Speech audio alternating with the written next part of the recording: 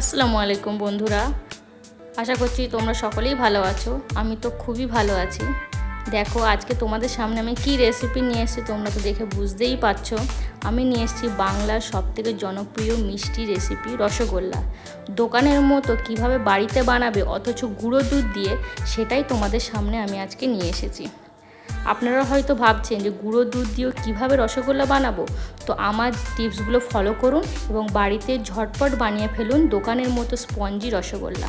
তো তার জন্য আমি প্রথমে 150 থেকে 200 গ্রামের মতন গুঁড়ো দুধ নিয়েছি এবং যে বাটিতে গুঁড়ো দুধ নিয়েছি আমি সেই বাটিরই 2 বাটি জল সেই দুধে অ্যাড করলাম। ভালোভাবে এবার আমি মিশিয়ে নিয়েছি। এখনও কিন্তু আমি এটা আঁচে বসাইনি। ভালোভাবে গুলে নিতে হবে যাতে কোনো দানা দানা ভাব না থাকে। এবার আমি এটাকে উনুনে বসিয়ে দিয়ে ভালোভাবে এটাকে নাড়িয়ে যেতে হবে যাতে না নিচে লেগে যায়। এরপর আমি দুধ থেকে ছানা বের করব, এজন্য আমি একটা পাত্রে 1 চামচ ভিনিগার এবং 1 চামচের একটু বেশি জল অ্যাড করলাম।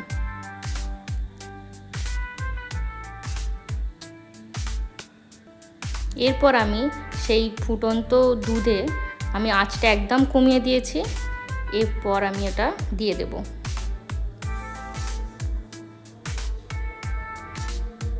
গুঁড়ো দুধ দিয়েও যে দোকানের মতন রসগোল্লা বানানো যায় সেটা আমাদের ভিডিওটা না দেখলে আপনারা বিশ্বাস করতে পারবেন না।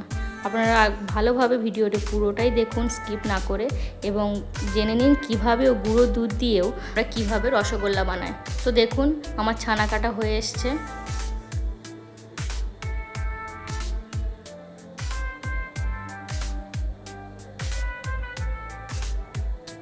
এরপরে আমি একটা সুতির কাপড় নিয়ে এবং ছাঁকনি নিয়ে এটাকে ভালোভাবে ছেঁকে নেব।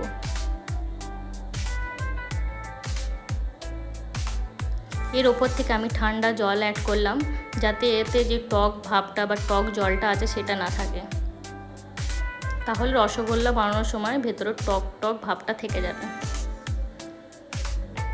এরপর আমি ভালোভাবে ধুয়ে নেওয়ার পর কাপড়টা দিয়ে ভালোভাবে আমি নিচড়ে নেব। আলতো হাতে আপনাকে নেচড়াতে হবে।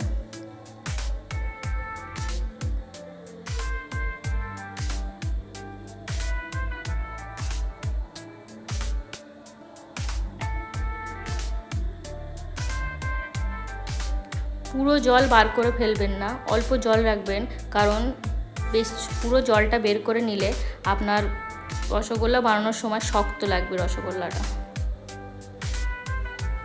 দেখুন আমি ছানাটাকে বের করে নিয়েছি।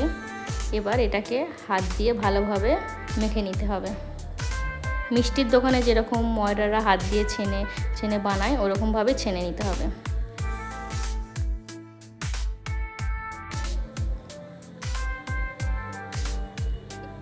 এটা প্রায় আপনাকে 7 থেকে 8 মিনিট সময় নিয়ে আপনাকে ভালোভাবে হাত দিয়ে ছানতে হবে।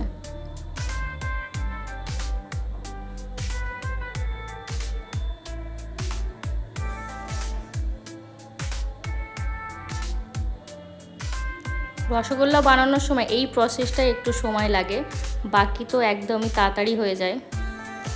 দেখুন প্রায় আমার ছানা কমপ্লিট। যেন একদম দানা দানা ভাব না থাকে, একদম নরম হয়ে যায়। দেখুন আমার ছানা হয়ে গেছে। এবার আমি এটাকে ছোট ছোট বলের আকারে শেপ দিয়ে নেব।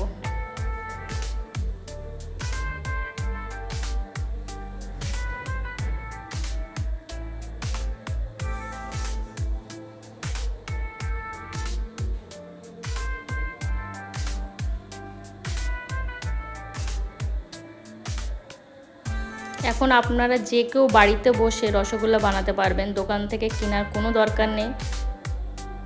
দেখুন আমি এবার এটাকে গোল গোল রসগোল্লার মতন আমি শেপ দিয়ে নিচ্ছি।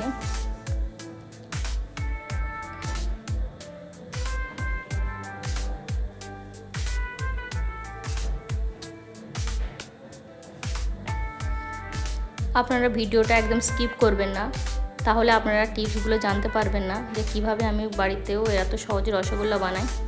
দেখুন আমি সবগুলো গোল গোল করে নিয়েছি। এবার আমার মেন পয়েন্ট বা মেন যে পদ্ধতিটা সেটা হচ্ছে যে চিনির শিরাটা বানাবো, সেটাই আমি আপনাদের সামনে এবার নিয়ে আসছি। তো এবারে আমি পরিমাণ মতন চিনি নিয়েছি, প্রায় আমার 1 কাপ চিনি আছে, তাতে আমি 2 কাপ জল অ্যাড করলাম। এবার আমি এটাকে ভালোভাবে ফুটতে দেব। এবার একটু সুগন্ধের জন্য আমি এখানে 2 কি 3টে এলাচ আমি ভালোভাবে ভেঙে দিয়েছি।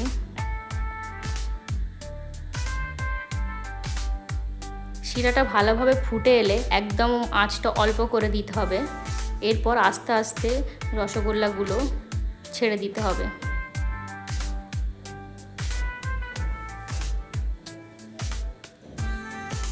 দেখুন আমার আঁচটা কিন্তু একদম লো টু মিডিয়ামে আছে, লোই আছে বলতে গেলে। কিন্তু একটা সমস্যা হয়ে গেছে, রসগোল্লা বানাতে বানাতে হঠাৎ দেখছি আমাদের বাড়িতে হনুমানের উৎপাত। আমার ছাদেতে যে বাগান আছে তাতে দেখছি বেগুন খেয়ে চলে গেছে। তারপর এসে দেখছি পাশের বাড়ি একজনদের পেয়ারা গাছে উঠে হনুমানরা বসে বসে পেয়ারা খাচ্ছে।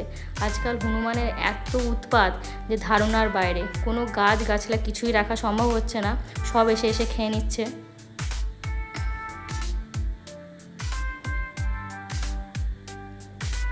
দেখুন আমাদের বাড়ি এসে বসে পড়েছে। ভাবলাম এটাও আপনাদেরকে ভিডিও করে দেখাই।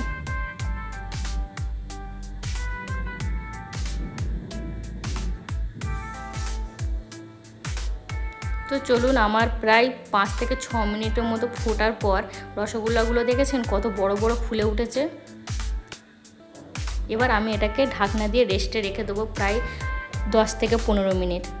দেখুন ঢাকনা খোলার পর রসগোল্লাগুলো দেখতে কত সুন্দর লাগছে, আপনি ধরতেই পারবেন এটা দোকানের না বাড়িতে বানানো।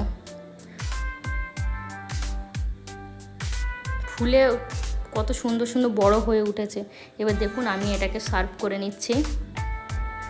দেখতে তো অসাধারণ লাগছে, একদম বোঝাই যাচ্ছে না যে এটা দোকানের কেনা না বাড়ির বানানো।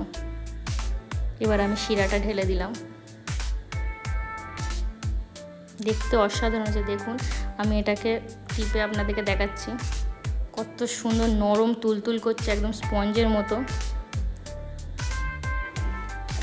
কেউ তো বিশ্বাসই করতে পারছে না যে আমি এটা বাড়িতে বানিয়েছি। আপনারা প্লিজ ভিডিওটি পুরোটা দেখে এবার বানাবেন, এবার আমাকে কমেন্ট করে জানাবেন যে কীরকম লাগলো।